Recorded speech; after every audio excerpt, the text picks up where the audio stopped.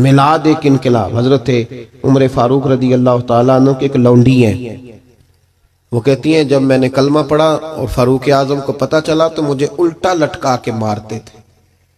عمر سخت گیر آدمی، اور اتنا مارتے تھے کہ تھک جاتے تو پانی منگواتے، لیکن وہی عمر ہیں جب کلمہ پڑھ گئے تو انقلاب آ گیا، پھر وہ بدل گئے۔ اگر تو بدلا ہی نہیں، اور یاد رکھے جو لوگ صرف کال کے ہوتے ہیں نا، صرف باتوں کی حد تک، ان کا اپنا ضمیر بھی مطمئن نہیں ہوتا۔ دو کشتیوں کا مسافر خود بھی بے چین رہتا ہے۔ جب انسان عمل کرنا شروع کر دیتا ہے تو سب سے پہلی نعمت اللہ اسے دیتا ہے کہ اس کے دل کو سکون عطا فرماتا ہے۔ وہ شخص سب سے پہلے خود ٹھنڈا ہوتا ہے، اس کی روح ٹھنڈی ہوتی ہے۔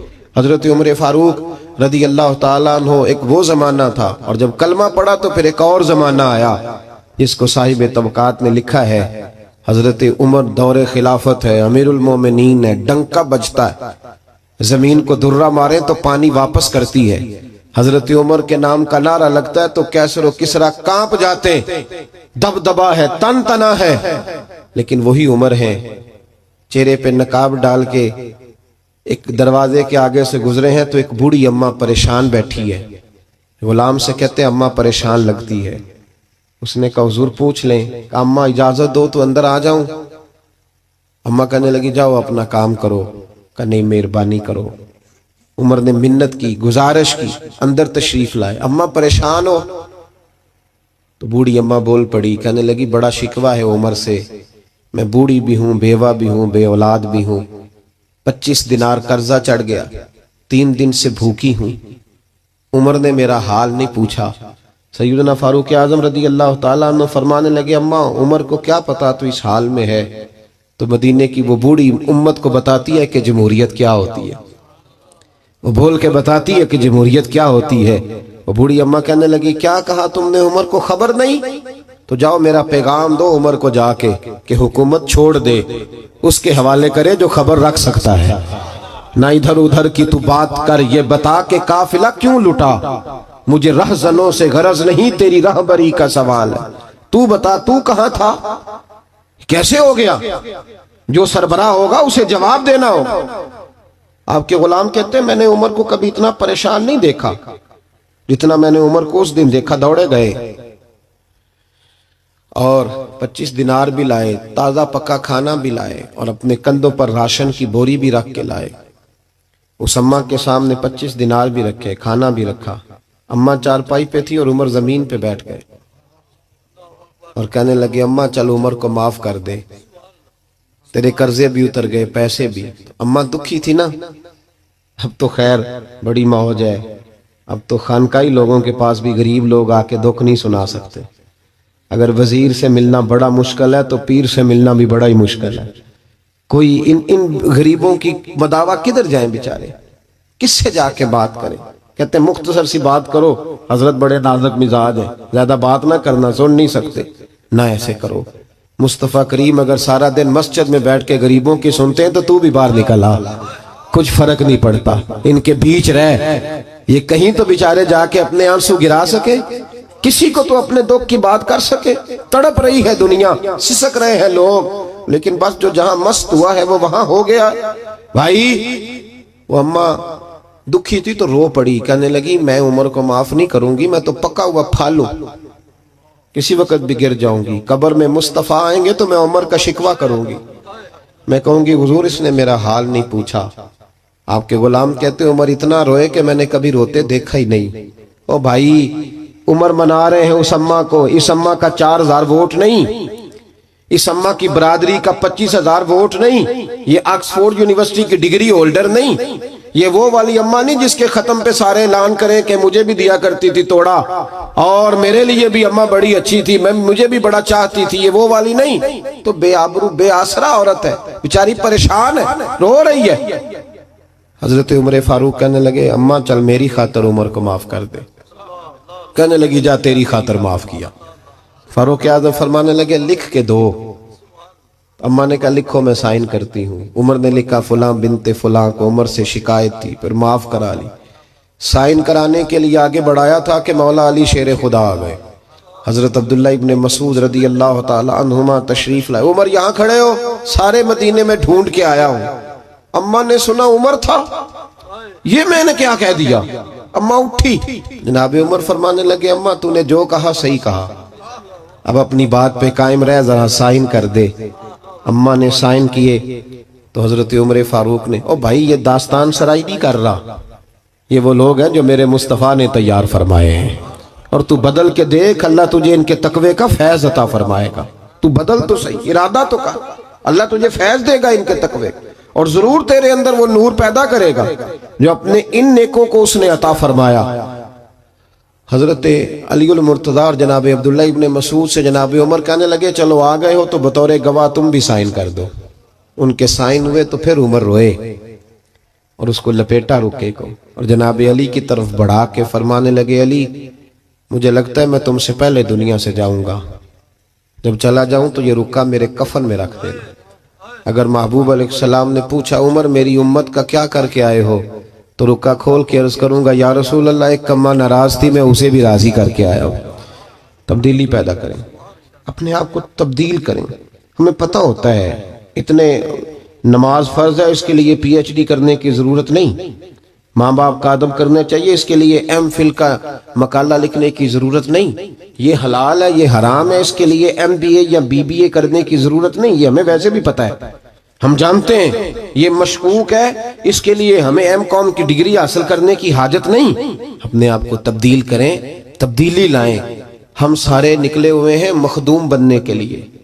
جو مخدوم بنتا ہے پریشان رہتا ہے، اس نے سلوٹ نہیں کیا، اس نے سلام نہیں کی، اس نے میرا نام نہیں لیا۔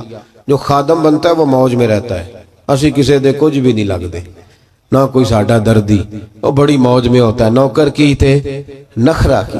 اس لیے اپنے آپ کو تبدیل کریں۔ اگر سینکڑوں محفلوں کے باوجود بھی ہمیں کما لیے گیا تو میں نے محفل کرانے والے سے پوچھا، میں نے کہا نماز پڑھتے ہو؟ کہتا ہے نہیں۔ مسجد نہیں جاتے؟ بالکل نہیں۔ تو میں نے کہا اس محفل کو کیا سمجھتے ہو تم؟ وہ رسم ہے؟ کیا مطلب ہے ان چیزوں؟ یہ رسومات ہے، ٹھیک ہے ادا کی چھٹی کی۔ محفل تو انقلاب کا نام ہے۔ حضور غوث اعظم رضی اللہ تعالیٰ عنہ کی محفل ہوتی تھی تو ایک ایک محفل میں سینکڑوں لوگ توبہ کر جایا کرتے، تو انقلاب ہے۔ تم نے کیا حاصل کیا؟ اور اگر تم نہیں حاصل نہیں کیا تو آگے تم لوگوں کو کیا دو گے؟ اس سے تبدیلی لائیں۔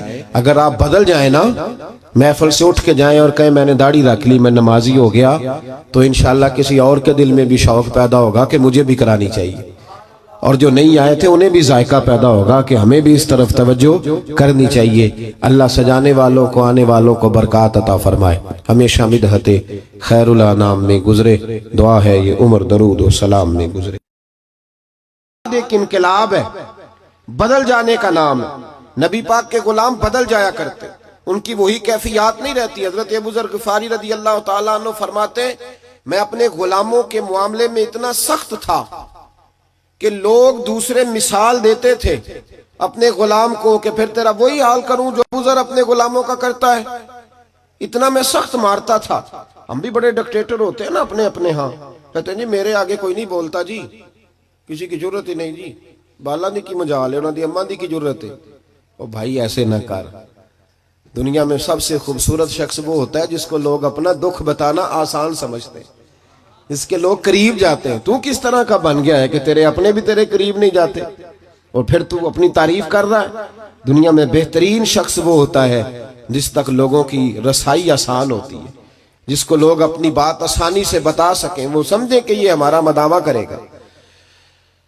حضرت ابو ذر غفاری کہتے ہیں بڑا سخت تھا۔ جس دن میں کلمہ پڑھنے آیا نا تو محبوب تو جاننے والے ہیں نا، وَعَلَّمَكَ مَا لَمْ تَكُنْ تَعْلَمْ، حضور کو تو اللہ نے کنجیاں عطا فرمائی ہیں نا غیب کی۔ تو محبوب پاک علیہ السلام کی بارگاہ میں جب کلمہ پڑھنے حاضر ہوا تو محبوب علیہ السلام سے عرض کی حضور کوئی خاص بات؟ تو حضور نے بڑی وصیتیں اور نصیحتیں فرمائیں، اور پھر میری طرف محبوب نے اس طرح دیکھا کہ میرے دل کے سارے عیب دھلنے لگے۔